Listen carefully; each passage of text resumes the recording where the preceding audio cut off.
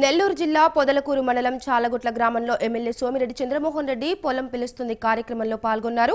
సర్వేపల్లి నియోజకవర్గంలో మాజీ మంత్రి కాకాని గోవర్ధన్ రెడ్డి బ్యాచ్ 200 కోట్ల రూపాయలు అక్రమంగా కొట్టేశారని ఆరోపించారు.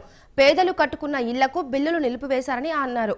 జగన్మోహన్ రెడ్డి ప్రభుత్వం నీరు చెట్లు బిల్లు ఆపితే చంద్రబాబు సీఎం అయిన వెంటనే 250 కోట్ల రూపాయలు విడుదల చేశారని చంద్రమోహన్ రెడ్డి తెలిపారు.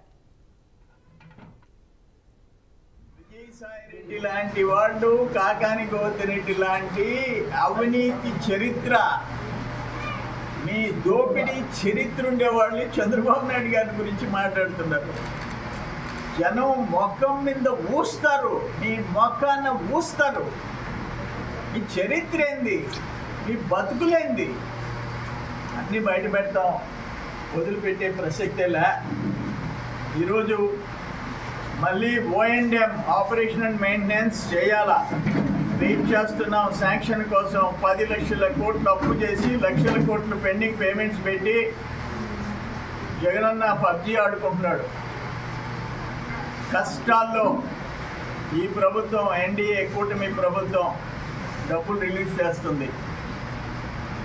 ఆయన జగన్మోహన్ రెడ్డి రివర్స్ బటన్ నొక్కి 1000 కోట్లు రివర్స్ తీసుకుంటే పంచాయతీలకి ఇప్పుడు 1400 కోట్లు అనుకుంటా పవన్ కళ్యాణ్ గారు బటన్ నొక్కి రిలీజ్ చేశాడు.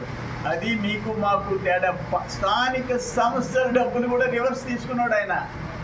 అంటే ప్రజా ప్రభుత్వం పరిపాలన